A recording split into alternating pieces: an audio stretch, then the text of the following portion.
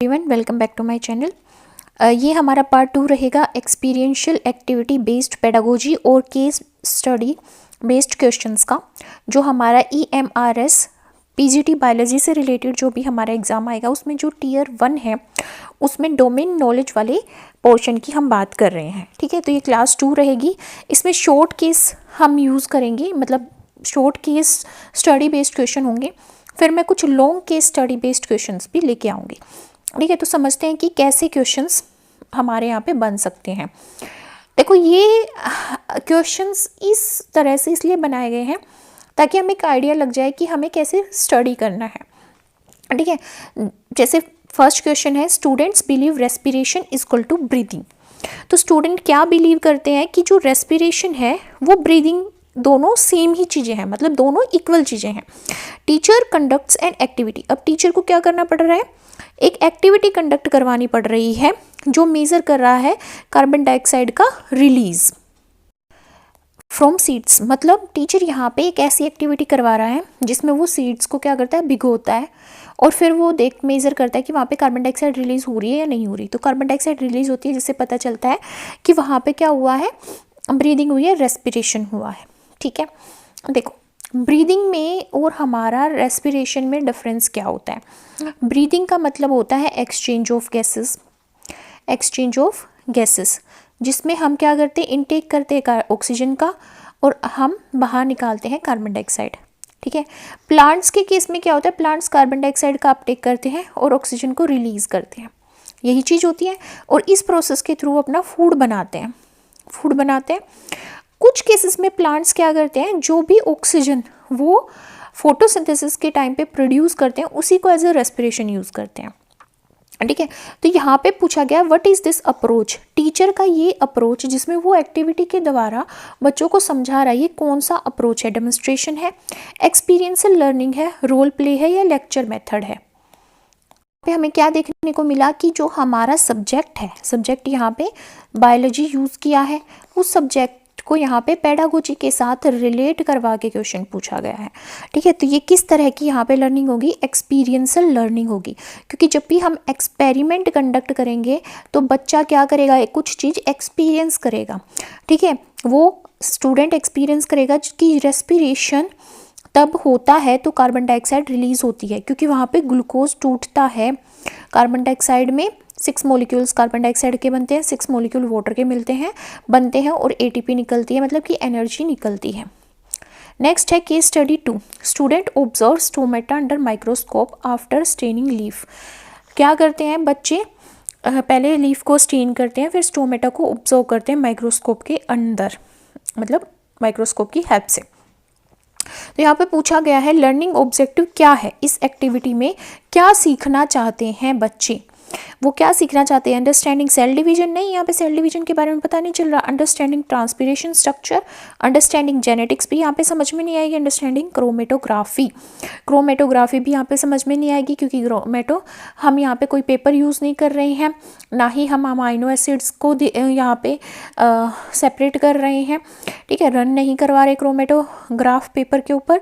ठीक है, तो यहाँ पे क्या है, अंडरस्टैंडिंग ट्रांसपिरेशन स्ट्रक्चर, ट्रांसपिरेशन के स्ट्रक्चर को समझने के लिए यहाँ पे हम क्या कर रहे हैं, स्टोमेटा को देख रहे हैं।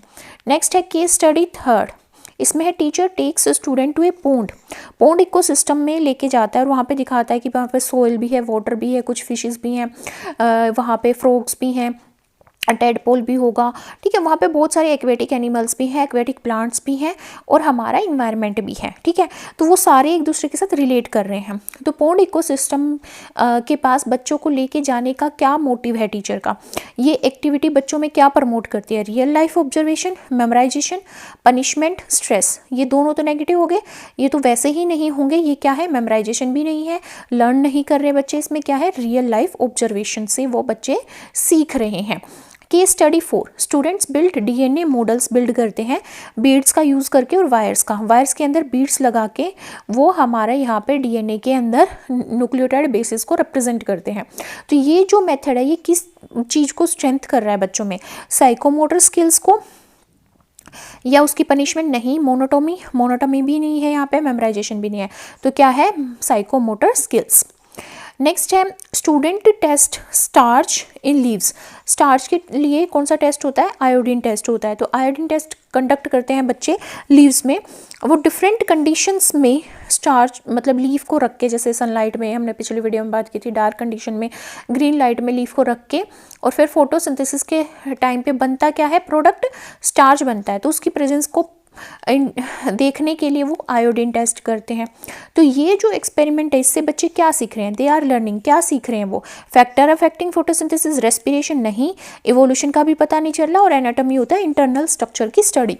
तो इन तीनों चीज़ों का पता नहीं चल रहा, वो ऐसे फैक्टर्स देख रहे हैं जो फोटोसिंथेसिस को अफेक्ट करते हैं। फॉर एग्जाम्पल, अगर डार्क कंडीशन में हमने प्लांट को रखा तो उसको लाइट नहीं मिल पाएगी, वो वहाँ पे फोटोसिंथेसिस जो है वो नहीं हो पाएगी। तो यहाँ पे फोटोसिंथेसिस नहीं हो पाएगी। फोटोसिंथेसिस ना होने की वजह से यहाँ पे हमें क्या पता चलता है कि भाई फोटोसिंथेसिस के लिए लाइट एक नेसेसरी फैक्टर है। ठीक है, लाइट अफेक्ट करता है फोटोसिंथेसिस को, लाइट की अवेलेबिलिटी। तो इसलिए ही ये क्या है? फैक्टर अफेक्टिंग फोटोसिंथेसिस का पता लगा रहे हैं बच्चे, इसके बारे में सीख रहे हैं। Case study 6, student see onion peel in salt solution. अब सोल्ट सॉल्यूशन की एक पर्टिकुलर कंसंट्रेशन है। अनियन पिल के अंदर जो सॉल्यूशन है, मतलब उसका जो खुद का मेटाबॉलिज्म है, या मतलब उसके अंदर जो भी आयंस है उसकी खुद की एक कंसंट्रेशन है। तो यहाँ पे क्या है?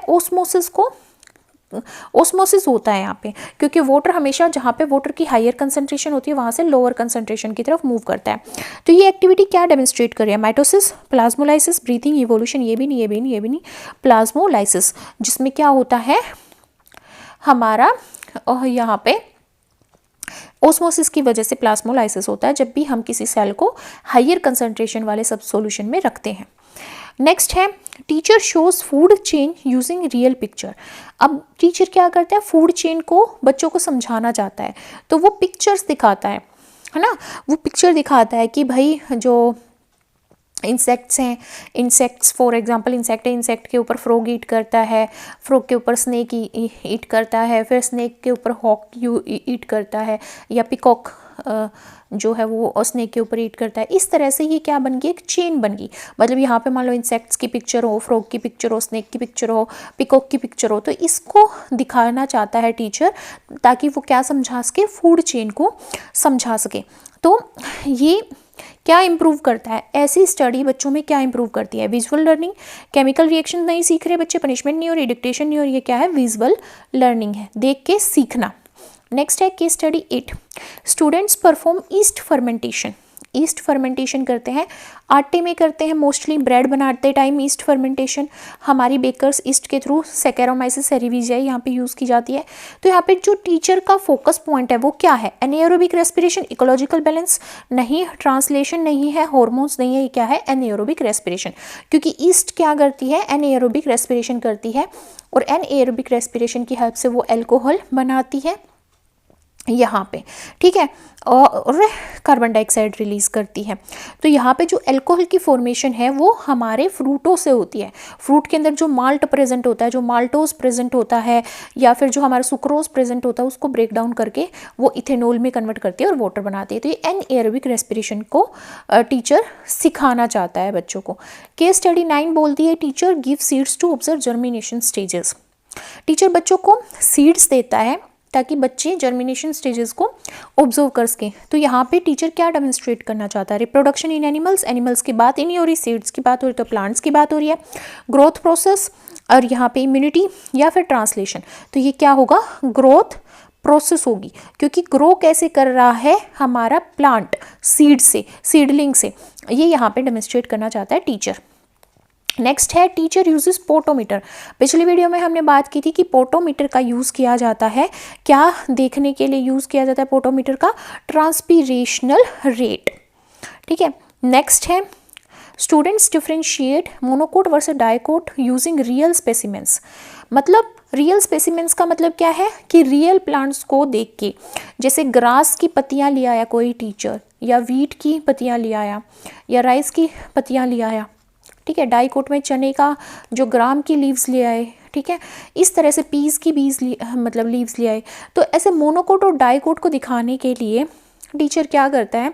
मैंगो की पत्तियां ले आए। ठीक है, तो मोनोकोट और डाइकोट के प्लांट्स की पत्तियां ले आए टीचर।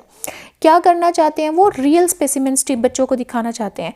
ऐसी लर्निंग जिसमें रियल स्पेसिमेंस का यूज़ करके बच्चों को कुछ सिखाया जाए, ये लर्निंग किसके ऊपर बेस्ड होती है, inquiry, rote memory, dictation, fear.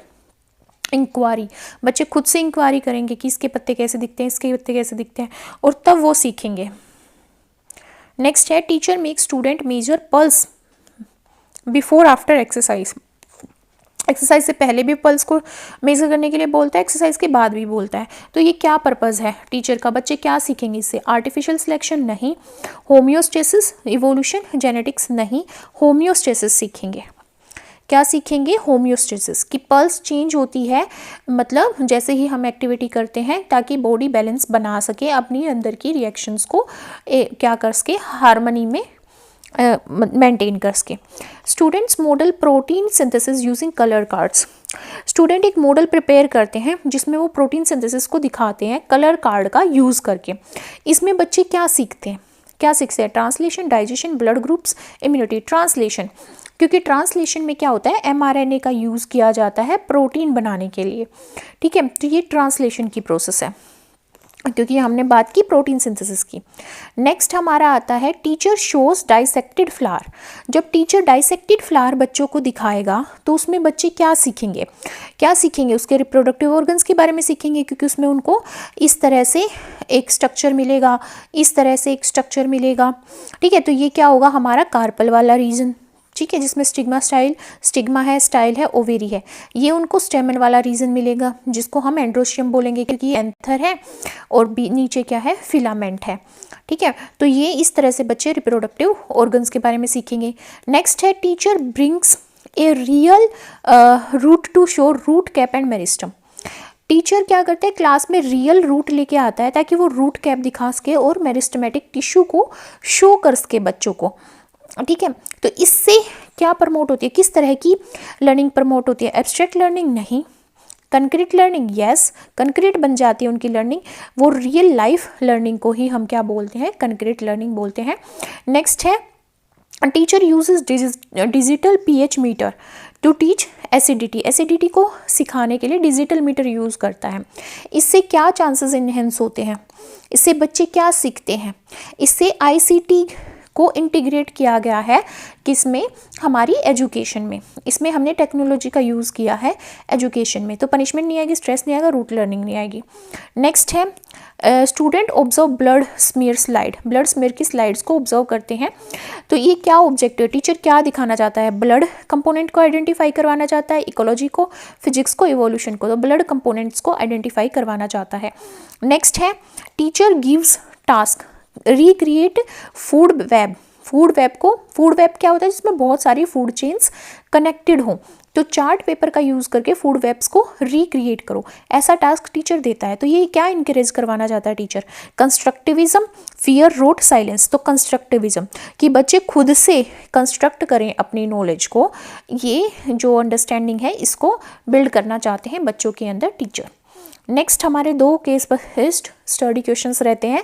Teacher ask student to compare lytic versus lysogenic cycle via flow chart.